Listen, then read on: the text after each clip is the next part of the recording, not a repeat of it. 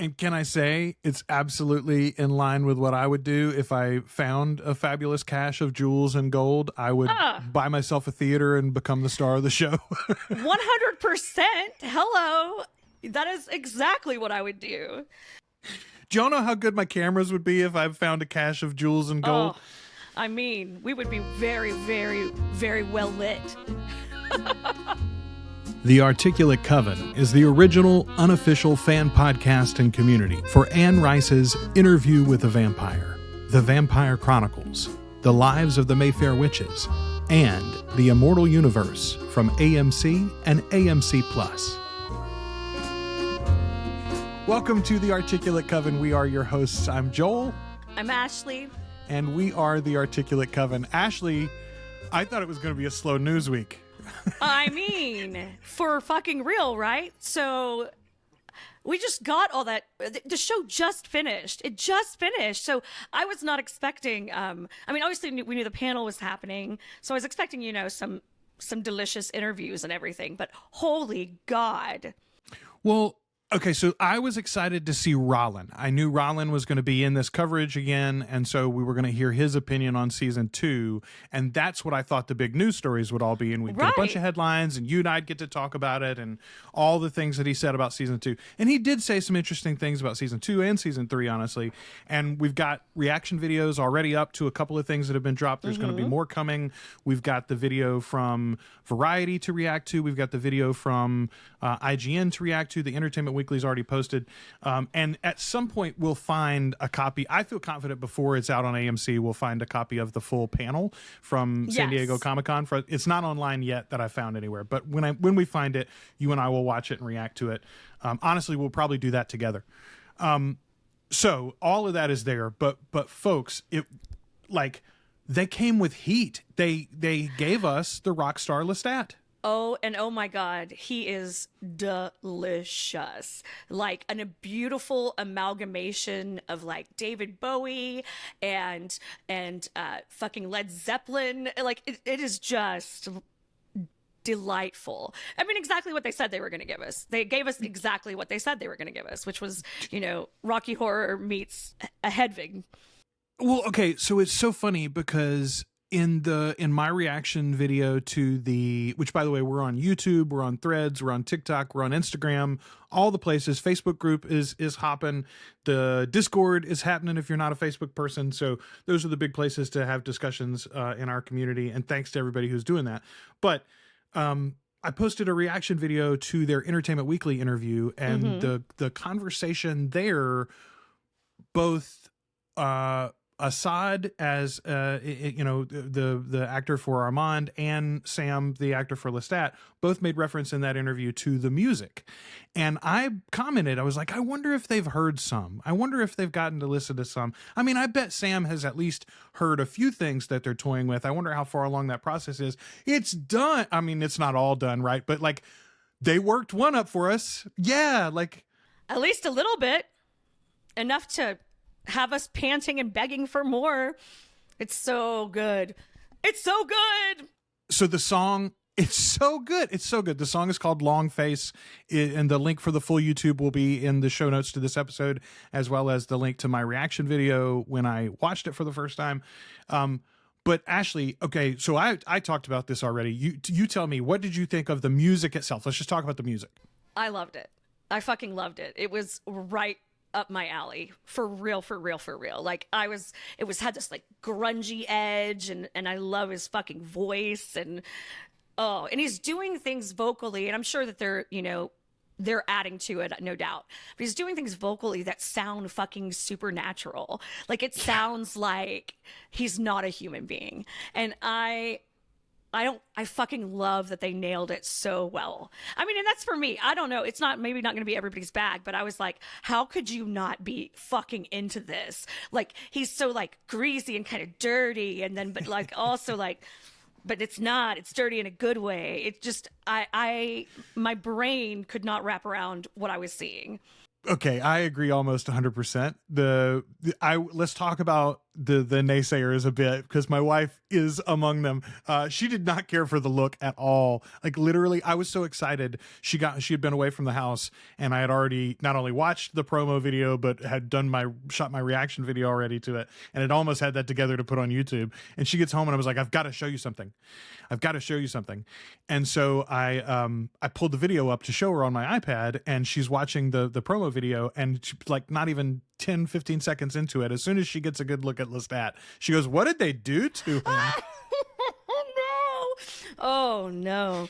Okay. I love that like smeary eyeliner, and like he looks like trouble. Like he looks like I would have a poster of him on my wall when I was 15. Yes, no, absolutely you would. And she's not alone, by the way. There were a couple of comments like this on the YouTube channel. There were a couple comments like this on my Instagram post and the Threads post and stuff. And I've seen it in the group as well, in our Facebook group. A couple of people don't care for the music. I tell you, I feel like you're going to get basically like 4 or 5 categories of response to this. I think the largest category, honestly, is going to be the sweet spot.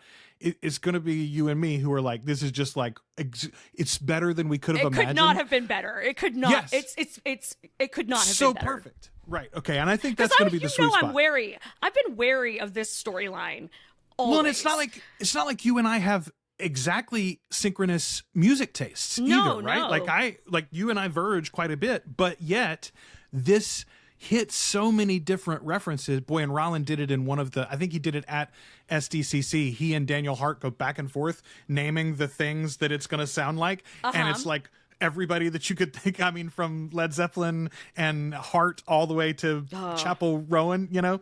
So I love it. Okay. That's the biggest group, I think, is going to be the group that really, really enjoys this. It is really made for like this wide audience to be pleased with it. And then I think there's going to be a small group that are, and I don't think Kelly falls into this exactly, but I think there's a small group that are going to be very, very dedicated fans of the Queen of the Damned soundtrack from the film. Yes. And that is such a specific aesthetic. Yes. And if you've lived with that as your Lestat, even if you're like, yeah, the movie's got problems, but the soundtrack doesn't have any problems, right? Fucking slaps, yeah. Yeah. So if you're in that camp, I think it's going to be hard to hear it differently, especially out of context, as we're going to be hearing it at least until late 2025, probably, when we see it in the show. So, but what if they, oh my God, it just occurred to me, what if they release the music videos before the show, Ashley? What if we get music video drops? Like it's leading up to... Like to the release of the book and the, oh my God, they might do the thing. They might do the whole thing. Okay, so that's we the were two joking camps. Months ago about like we need fucking concerts. We want to go to a concert. Let us in. Okay, Here speaking come of the gays. Rollin said in that SDCC panel, by the way, too, it is not a one concert like it is in the books. In the books, he has one giant concert in San Francisco, and then everything blows up. We're on a world tour, bitches. It's going to be a world tour, yeah. So whether they do real concerts in real life, I don't know, but they're going to have to film some. So like, we're probably going to get at least some performances in different places. There's absolutely a possibility that fans all over the world might actually get to attend a Lestat concert, even if there's not a real Lestat concert, because they'll do multiple ones for the show. So it's very, very cool things. All right. But so those are the first two camps. And I think those are probably the biggest two camps. Either you really love this and it's right up your alley, or you're sold out on Queen of the Damned soundtrack and this one ain't it. And so it's like, oh, it's always going to be a little bittersweet. There's a very minor camp that I've already heard from too. That's like, I bet they're going to make him gay and ruin it. Friends, he says it in the song. Here come the gays. Here comes the fear. Like, don't get over that, man. If you haven't liked this show so far, you're not going to like Rockstar Lestat, and don't worry about it. That's a small camp though. And then the other camp, I think, is genuinely like maybe some like, and I've heard this a few times too, real big music fans. Like, it's not like Queen of the Damned was perfect for them, but they do have a very specific, they've written Lestat's album already in their head, you know, so to speak. And so the fact that nothing's going to live up to exactly what they had imagined, that'll leave them maybe a little cold too. But I don't know. Again, I think those are all pretty small camps. I think Kelly just doesn't like the greasy hair. Yeah, no, and that's valid. Like, he does have so beautiful, fluffy, blowing in the breeze locks. She's like, why is it crimped? See, I was like, yes, this is what I needed. I had no idea this is what I needed, but this is what I needed. I'm all and in the on it. midriff bearing with the feathers on the outfit. Like, oh my God, it's so cool. All right. When he just comes into frame at the very when he comes into frame with those hips. Those hips. My God. What are we? Jesus, tap dancing Christ. We're gonna have to take a break. How are we supposed to get through all of this? Oh, I mean, I don't even care about the other vampires anymore. I'm like, who? Armand who? Like, who fucking cares? Somebody's like, where's Louis in all of this? I'm like, I don't don't worry know. about it. He's sad somewhere. Who cares? Who gives a shit? He's in London. Don't worry about it. I'm really sad, Louis. Now I'm just like, fuck all you. I'm like, okay, so I've crossed over to some dark side, I fear. I do expect seriously that we will probably get more musical teases, whether we get actual releases of the music videos ahead of the season like they did in the book. I love that idea. I want it. AMC, that's a free idea for you. Go ahead and start shooting those ahead of time. I hear Sam Reed is free. Yeah. And interested, apparently. Okay, we are the official or unofficial fan podcast. There you go. We're officially verklempt. We're the unofficial fan podcast and community for Anne Rice's Interview with the Vampire Lestat, all of the Vampire Chronicles, the Mayfair Witches, and as well as her other books. We've covered The Mummy, and we'll cover the other Mummy books eventually sometime too. Yeah, we will. We, of course, covered the TV series from AMC and AMC Plus as well, and that's what we're here. Well, actually, if you can't tell. Tonight... We're here to talk about the Vampire Lestat novel. That's right. Tonight's a book club. Sorry. Book club night. Sorry, guys. It is about our bad boy, though. Hey, look, he's a rock star in this novel, and so it's totally fair for us to talk about rockstar Lestat up top. Yeah. I mean, how could we not? How could we ignore all of that? There's no way. There's no way we weren't talking about it. Man. Jesus. Here, I just want to say one thing because there's like 3 people in our audience probably, and I think you might be one of them actually, Ashley, that can identify with this. There was a couple of flashes of Lestat in that promo where the music is hitting in the background and they're like shot. We get a bunch of different looks of him. There's one of them where he's like spackled with blood. Yeah. Okay. Did he make you think of Gangrel from the WWE back in the day? Do you remember him?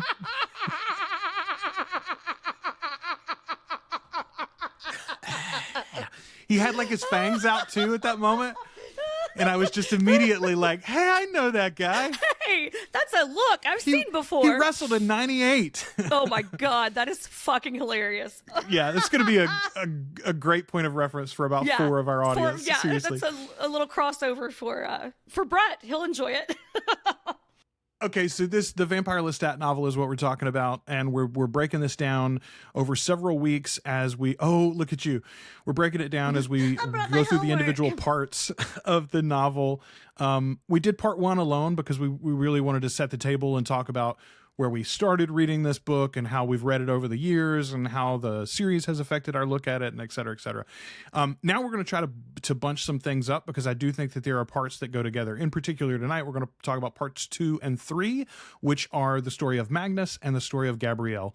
And those two are effectively mother and father for Lestat, or at least the Lestat that we come to know, right?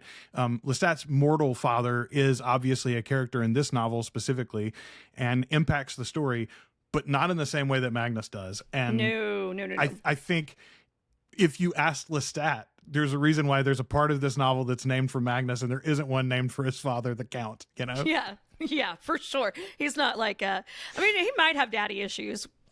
He's got daddy issues, but he's not a daddy's boy. But he's not a daddy's boy. He's definitely a mama's boy. Jesus. You know, so, if your guy has got a relationship with his mother like Lestat has with Gabrielle, I'm just going to go ahead and tell you, run. That's the reddest of red flags. The reddest of red flags. Go on, get. Yikes. Now listen, on bikes. I'm a mama's boy. I am not that kind of mama's boy, all right? That's a very specific type of mama's boy. Like, just calling her by her first name doesn't change. She's your mama. Well, we'll get there in a minute because we got to start with Magnus. We've got to start with Magnus. Part two opens there, and we talked about it in the last book club episode, actually, Ashley. But you know, this whole Magnus section, and I'm very, very hopeful that we'll get this in the series. It's really one of the horror aspects of the whole overall saga. It's one of those scary moments, and the way that it all plays out is very. It's not just scary, but it's like classically terrifying. You know? You don't know what's happening because Lestat doesn't know what's happening. So it's like, it's really scary. And he's seeing this face everywhere and hearing this voice. And like, that would be like, you would feel like you're going crazy. I would feel like I was going crazy if all of a sudden I just started hearing someone whispering wolf killer in my ear in the middle of the night while I'm minding my own damn business, you know? It's very scary. And then when your partner can't hear it, and not only can't hear it, but like then gaslights you about it too. Yeah, you're like, that wasn't real, and you're like, what the, damn it, yeah. It's very scary. And then the way he's taken is scary. Like that's like that's a fucking kidnapping scene. Like straight up, he gets kidnapped. He gets vamp-napped. Oh yes. Okay. All right. So even in the last episode, when we were talking about the opening of Lestat's life and like his mortal life and how it's like one defeat after another until at least he kills the wolves, and then still his and Nikki's like intro until you realize it's only 6 weeks long. That's rough too, right? So I had posted in the YouTube comments, I said I was pretty struck by the sheer number of tragedies that our boy has. And Paradox Child replied and said, it's just like Madeline says in the show about how if your life goes bang, you start over until it goes bang again. And I thought, man, Lestat would really have liked Madeline, honestly, especially TV show Madeline, right? Yeah, he would very much have liked her. The TV show version, 100%. Yeah. Lestat early on, after he's kidnapped, begins to have this like existential dilemma, and he even says at one point, I have to believe in God. I have to. And it reminded me of like the classic saying you hear people say there's no atheists in the foxhole, right? Right. It is interesting because so much of part one is about him putting to bed that, you know, classical thought and upbringing that he had with religiosity or whatever. Right. Anyway, I had forgotten, though, when we finally get to the transformation, I had forgotten how much of Magnus's story that Lestat got through the blood. In my head, I remembered, he knew he was like, you know, an old, I said necromancer last episode. It's not a necromancer. Right. What's the word? He's the alchemist. Alchemist. Yeah. It was like the turning things into gold. Fuck. Alchemist. Yeah. Yes. Which is crazy when you think about it. Like, I mean, first of all, none of it was real, but in this novel, right. Like he's got sort of all of these like almost otherworldly powers that he's discovered through the very outside edges of what science would even presume to do. And then he stole himself a vampire and right. stole the blood.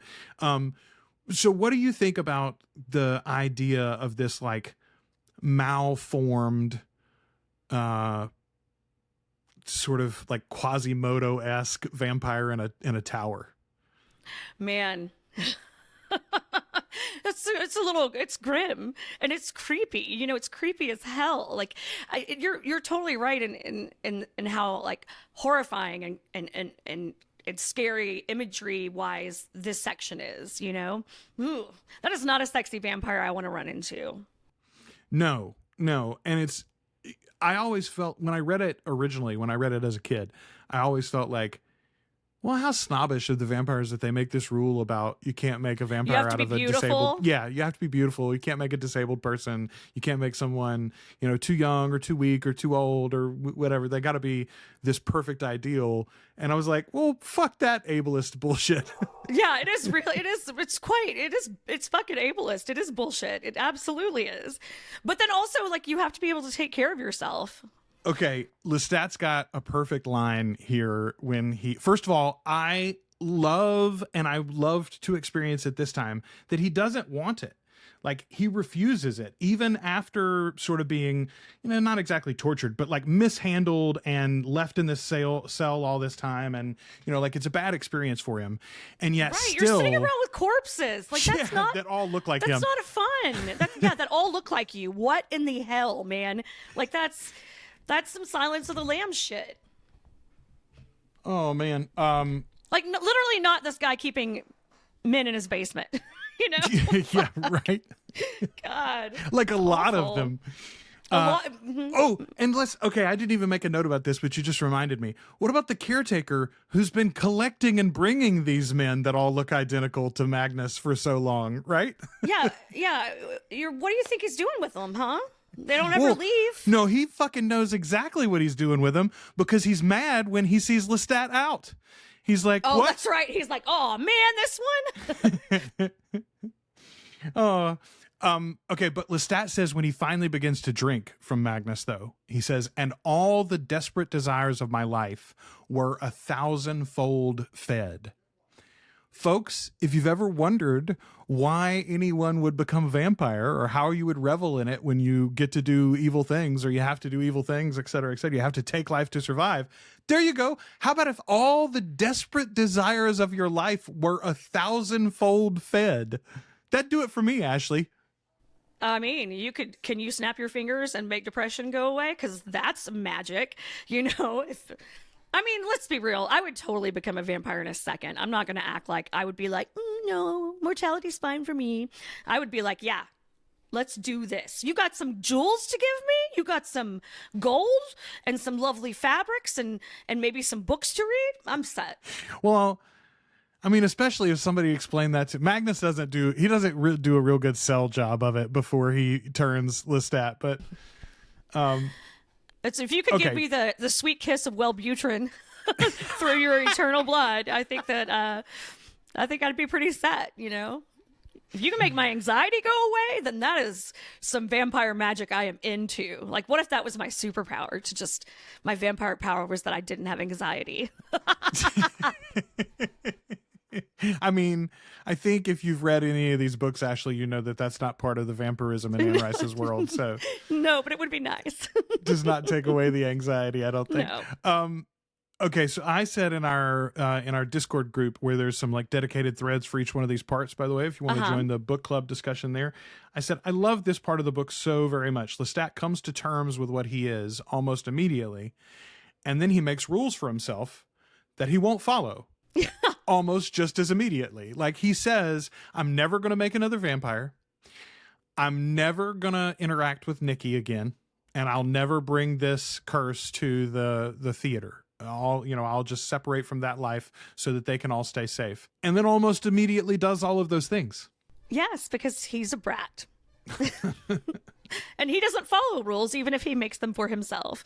Yeah, no, he can't resist. He can't resist the call of humanity, and he can't resist the people that were already in his life. That's the same problem Louis has. And Lestat is completely not understanding of Louis' struggle with it, at least, when we're watching our series and in the book as well. He's very like, you got to get over this, man, He's got a line right after he's turned here where he says, do devils love each other? I think it's when he's saying goodbye to Magnus, basically, or he's weeping for Magnus.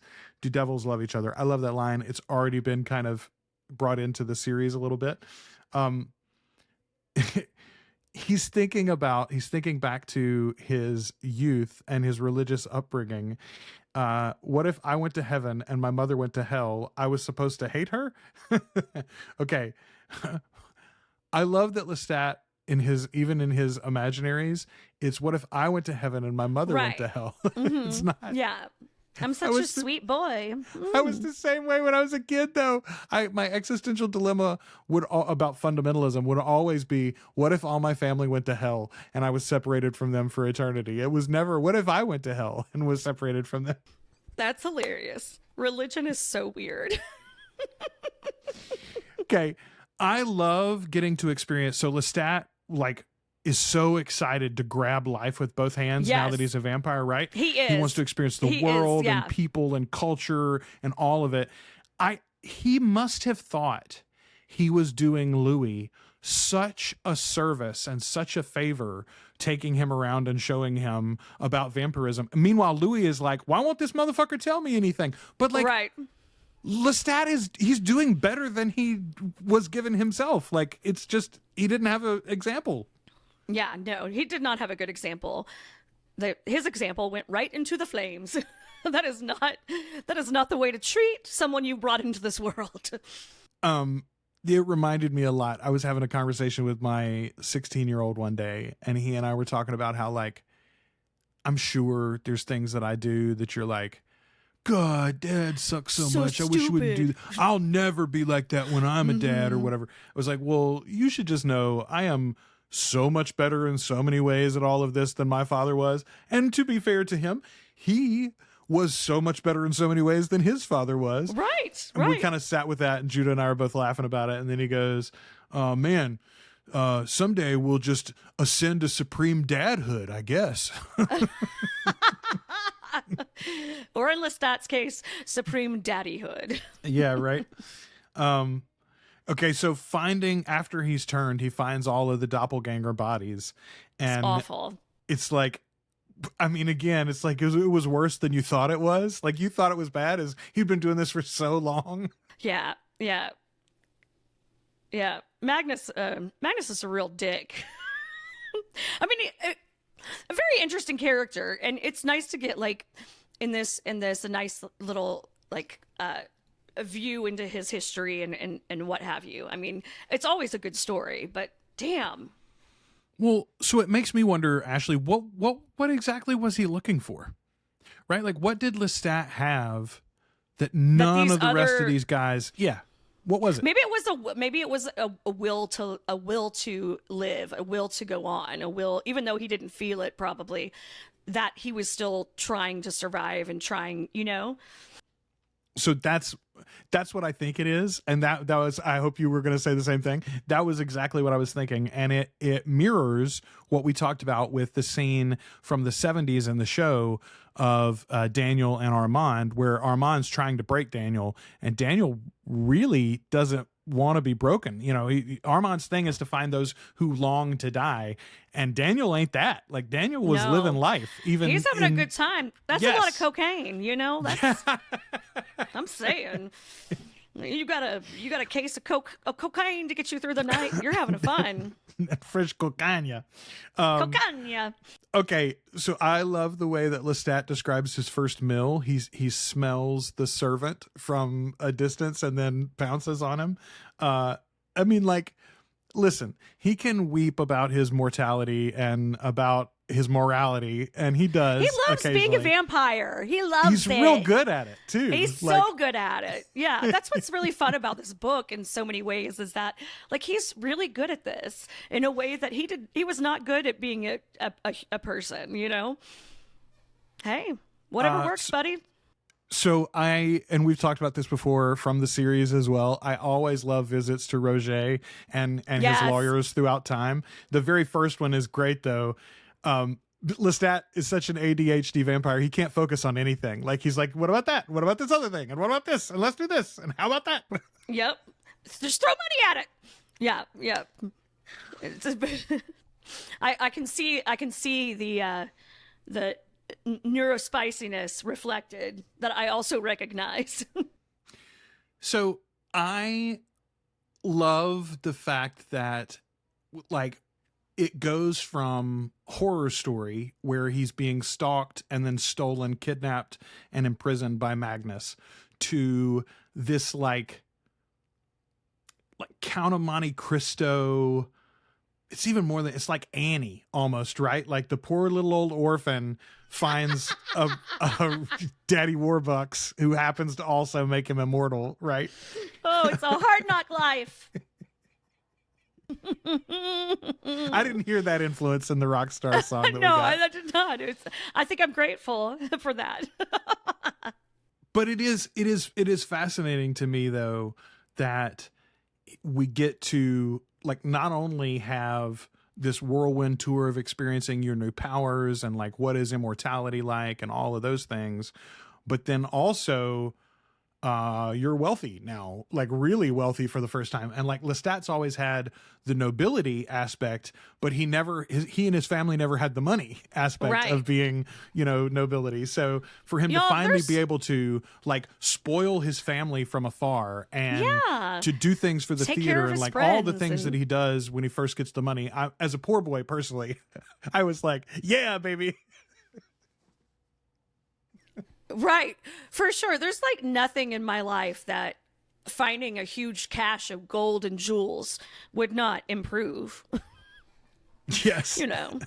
I mean, I know everyone's like, oh, money doesn't buy happiness. No, I'm happy. Money can just buy all the other shit I want, And can I say it's absolutely in line with what I would do if I found a fabulous cache of jewels and gold? I would buy myself a theater and become the star of the show. 100%. Hello. That is exactly what I would do. Do y'all know how good my cameras would be if I found a cache of jewels and gold? Oh, I mean, we would be very, very, very well lit. Okay, what do you think about the... I hope we get it in the show. We sort of got it a little bit in the show with the flashback scene, but not exactly the way that it plays out in the book. What do you think about the scene where he scares the shit out of the theater and runs them all out? Oh, it's so great. I love it.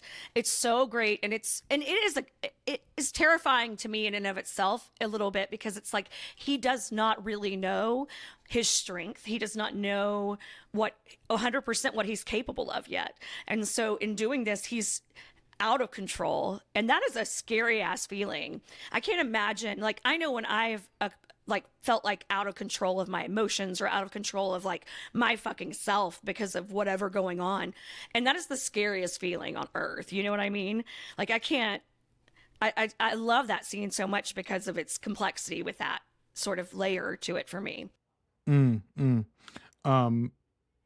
think it's a great way. I love that that's basically the conclusion of that sequence too, right? Like he's like, oh, I screwed that up badly. And then he gets word about his mom. Did not handle that well. Yeah, I did not handle that as well as I could have. So I love the fact that he thought he was going to get rid of Nikki and send Nikki away with his mother. And then, no. There. Yeah. Actually, we're coming to you.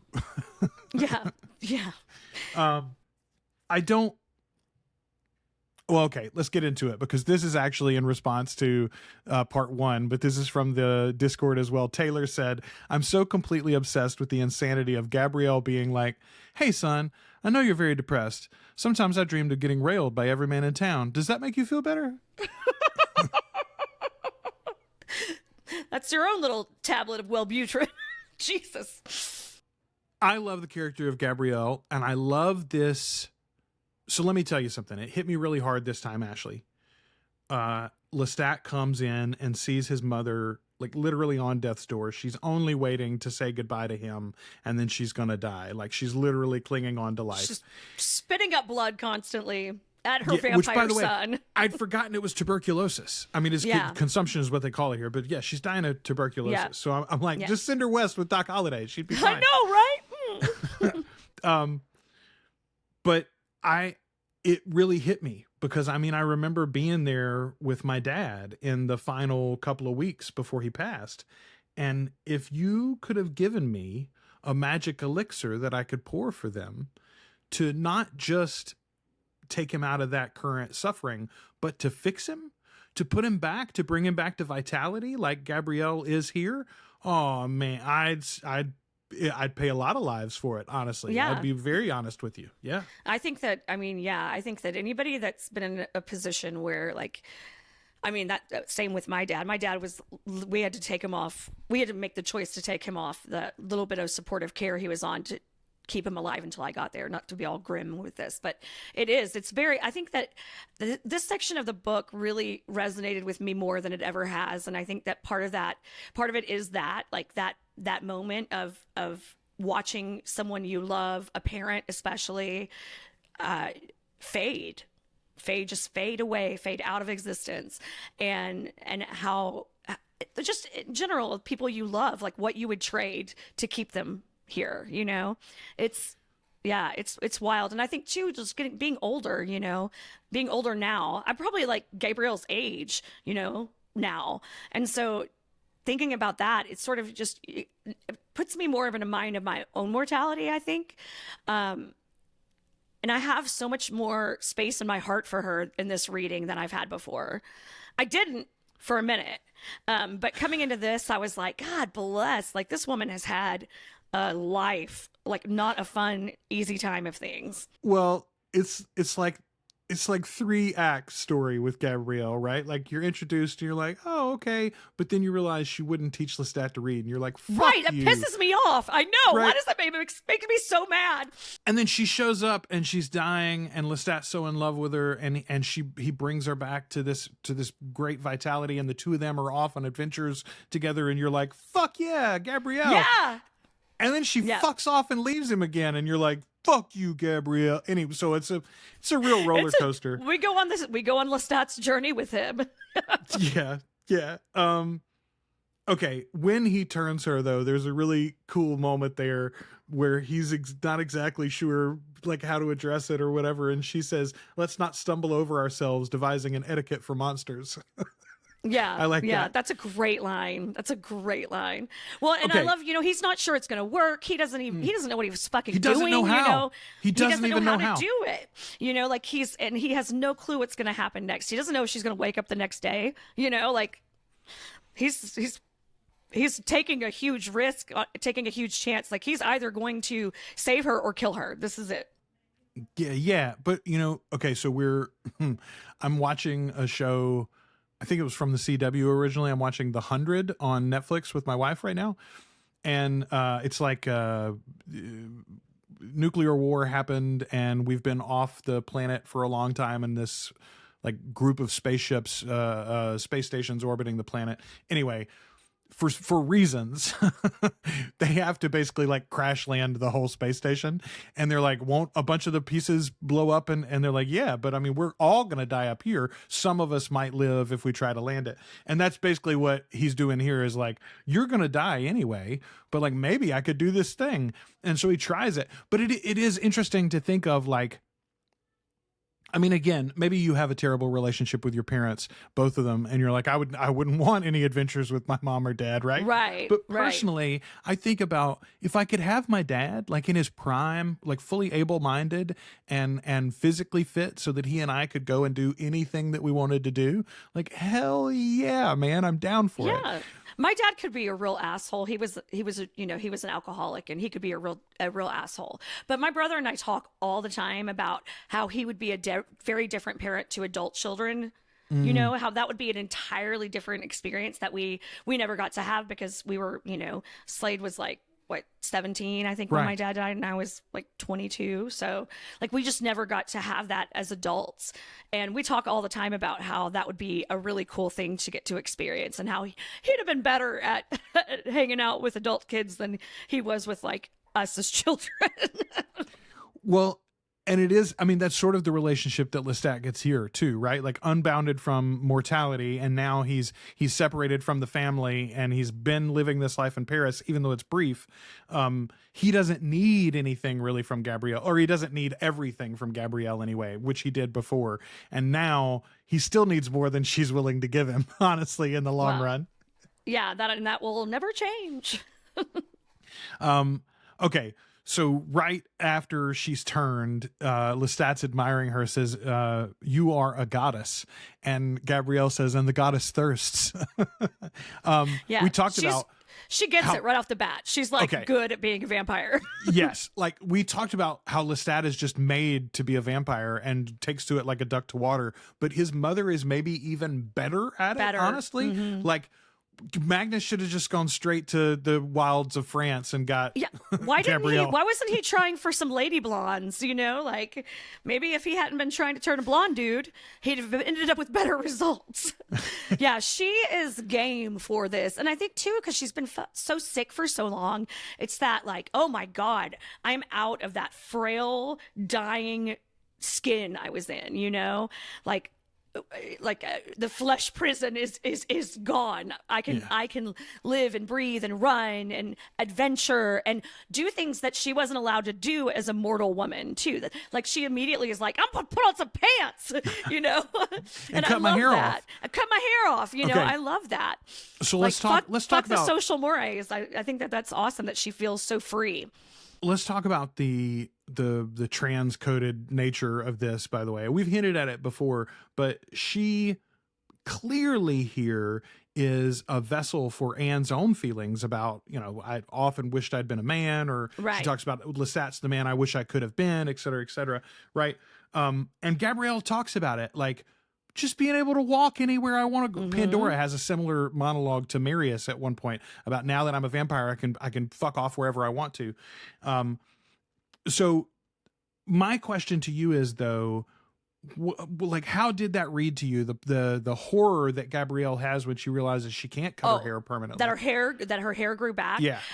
That is like the slow, like both of them, Lestat looking at her and slowly realizing, like, he knows something's wrong. He's like, something's fucked up, but I can't quite put my finger on it, you know. And he's listening to her talk, and she's like, her hair is just looking more and more luminous to him as he realizes it slowly. And then her just like the reaction to that. I mean, Claudia Claudia has the same reation in the film. In the film, yes. Yeah, where she cuts her hair and she's like, this is horrifying. Like, I woke up and all of this is back, you know? I think it's more of like a shock than it is anything else. That's kind of how I read it. Because she can cut it every night. She can pull it back. She can do those things. Yes. So that, I mean, and that's what, like, Lestat talks her down off the ledge, so to speak, with like, hey, look, we just reset it every night. It's not a fine. problem. Not a big deal. But it occurred to me, though, like, how isn't that a mirror for like someone who is identifying as trans and yet unable to get the medical care that they need, or unable to come out in the circumstances that they find themselves in, don't have the support so that they of the can't people even around them and dress and identify in a public, open way to the person that they really are inside. And it kind of felt like that's what Gabrielle is doing here, and that's what Anne's talking about, even though she doesn't have all of that language exactly at this point to put it out in the book. That language didn't exist then, you know what I mean? Yeah. Like, we're just now learning how to speak to that properly, you know? I think that's, and you see it too in Mary Beth in The Witching Hour, you know, and with our Mayfairs. It's a pretty common thread of hers, I think. I mean, even Pandora wants the freedom that a man has, you know? And I think that's something that, I mean, sexism is a real thing. Misogyny is a real fucking thing. And it's something that a lot of women wish that we could push aside and ignore, and that we could, even in this day and age, you know, I had more rights 10 years ago than I do now. All right. I love all of the early stuff with Gabrielle. I love especially that, like, right out of the gate, she knows for certain what a bad idea it is to continue human affairs. She's like, why are you worried about the family? They don't need to know about you. Why are you worried about the theater? What are you fucking around with Nikki for? Stop that.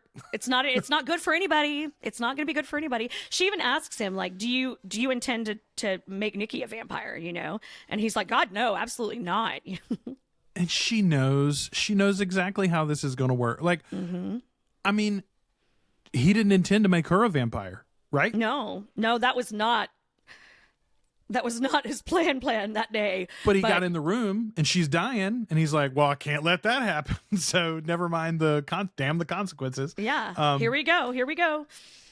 I like almost immediately their styles differ, and it's like that. I mean, they're mom and father, they're mother and son. So it's a different relationship, obviously, but it's sort of like, you know, you've got this like passionate chemistry connection. You meet a couple of times and then you like get to stay in together, and you're like, oh, you're a slob actually, or you like to go out every night on 74. What the hell are you doing? Fuck you, buddy.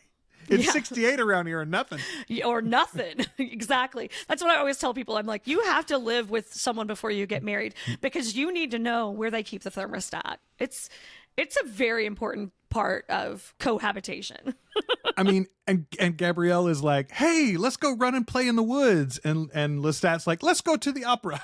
Yeah, absolutely. They want two very different experiences because what they like about life is two different things, you know? Like, and she's so excited to get to explore things in a very different way than she's ever gotten to before. Lestat, as a man, has gotten to live however he's kind of wanted to anyway. So they're having a very different mental experience into vampirism. Well, okay, it occurred to me on this read for the first time too.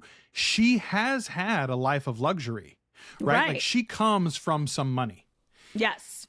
Whereas before, it's like she brought money into this family when she married the count or whatever, right? Like that's what she had to offer, so to speak. And she's got the jewels that she uses several times to help Lestat out. So she's had the experience of like high society life.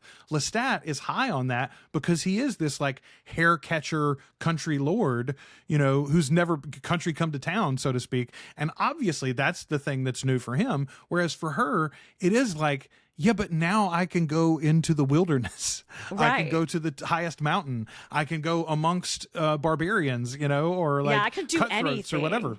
Yeah. I'm immortal. I can do anything. And you want to go watch opera. I want to go do everything. But it's like it's enjoying that luxury life. He never grows out of that either, you know. Nope. We see that with him all the time. He loves his fancy self. What's the TikTok with the little girl where she's like, I just like nice things. I just like that is him to a T. Okay, let's talk about the presents, because this is another moment in the novel that I think does a really good job of like bringing in the angst and the terror and the sort of like thrilling parts. One like a worry, like something into their world doesn't feel safe. So it is like this. Think about it though. First of all, you have only ever met one vampire in existence, and that vampire created you and then dove into the fire almost immediately. Yeah. You made another vampire by accident, and you're not exactly certain that was the way that it's supposed to be done all the time. And they're very cool, but now you can't speak to each other telepathically, which you feel like is weird. Yeah. And then suddenly there's another. Right. And you can't see them, and you don't know exactly who they are or what they're like, or are they a spirit, or are they a vampire? Yes, exactly. Yeah. It would be a crazy realization and revelation. And when you know, and Lestat doesn't even know the full extent of his own power at this point. Right. But when you have some idea of like how strong you are and you how know strong you can your defend. fledgling is. But you're like, you can defend against it, but yeah, what are other vampires like? Like how, I mean, I know how strong Magnus was, right? Like even when he had his strength, and at the very end, like Magnus grabs him at one point or something. He's like, he could crush me if he wanted to, even now, even after I'm made. He felt that strength in him, even at the end. Anyway, I think. Well, and he's learning too that they have different skill sets too. He's learning that because Gabrielle's stronger at mind reading than he is. Yes. So that seems to be implied in that section, that she can hear a little bit better, or she's listening a little bit more. Yeah, I always just wondered if that's because he's ADHD and she's not. He can't focus. Could easily be that. Anyway, I love that this is like the wrap up moment on this part and honestly, this whole novel this time struck me as like very episodic, and it's very easily it lays itself out for TV. I feel like you can put this into episodes pretty simply, and it's tell the whole damn thing. Why is it scarier than I remember it being? Like this section where the ride through the woods and being chased by the other vampires. It's scary. Like them shaking the tree and popping down out of the tree. It's like, Jesus Christ, what the fuck is going on? It very much, I had not read it that way in the past either. And I'm trying to think of the order in which I read these books. I think I read Salem's Lot before Anne Rice's books, but maybe not. But the moments in Salem's Lot where you see the white faces in the window, that's what the Children of Darkness reminded me of here, when they're sort of like stalking Gabrielle and Lestat. But think about it from their perspective for a minute, though, and we'll talk more about this in our next episode on Book Club in 2 weeks, when we talk about the Children of Darkness section and the Vampire Armand section. But think about it from their perspective too. Like, they have been living a very stayed existence in and out for centuries at this point. And the audacity of this guy, the audacity. It's the same thing that happens in the show, though, where we get our theater who's been doing that for 2 centuries or so. And then Louis and Claudia come to town and they don't even check in with them. And they've been there for, what, a year or something by the time they finally talk to the theater. So, like, yeah, it struck me this time as, while it is harrowing to our protagonists and to us as the readers from Lestat's aspect of, like, who are these people and why are they stalking us? But on the flip side, like, the Coven is like, who's this asshole? Why is he wearing nice clothes? Do you know you're challenging God? Why is he going into the church? You know? Yeah. Like that whole section, like them being so afraid of the church is so funny to me. And the fact that Armand goes in and he's like, he's in here. This guy's inside the church. Oh my hey, God. hey, all right. by the way. We'll talk about that next episode. Your leader's But all when up in he this place. just lays it out to the Coven about Armand not doing what they think he should do or whatever. I love it so much. And we've already gotten glimpses of that in the flashback episode in the TV show too. So it's interesting that they kept that so close to the book, even though it was Armand telling the story at that point, you know? Okay, Ashley. We're going to wrap it up here for parts 2 and 3 of the Vampire Lestat. We will be back in 2 weeks with parts 4 and 5, Children of Darkness and the Vampire Armand. In between, though, we're going to do an episode on Love at First Bite, a very funny vampire that romp. movie, it was terrible. That was so 80s bad. It was hilarious. I laughed my ass off. I can't wait to talk about it. Yes. Very excited to talk about that too. That'll be in our next episode. Movie night coming soon. And that was like the weekend of bad movies for me and Brett. We watched something else that was really ridiculous too. What was the other one? I can't remember. Okay. We'll have to go through my streaming history and reveal my shame to myself again. Let us know what you thought. All right, cool. Until the next time when we come back for movie night, Love at First Bite from the 80s with who is it? Richard Hamilton? George Hamilton? George Hamilton. I said Richard Hamilton. That's the basketball player. He was one of the bad boys from he wasn't a bad boy. He was the later Detroit Pistons team. He was the one that won in the 2000s, early 2000s, I think. Anyway, that's hilarious. funny. No, George Hamilton, not Richard Hamilton. George Hamilton.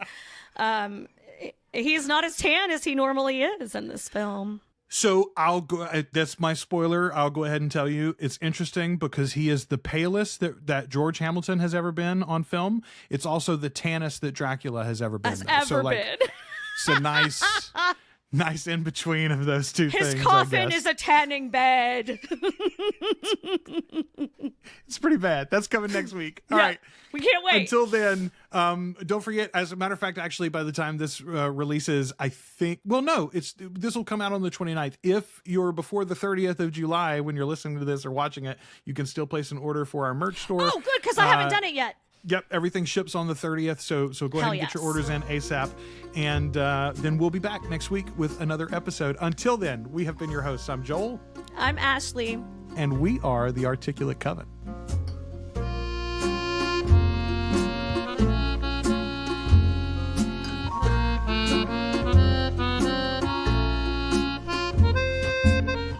Thanks for listening to the Articulate Coven. If you enjoyed the show, check out our groups on Facebook and Discord.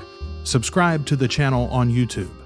Or find us at articulatecoven.com and wherever you listen to podcasts.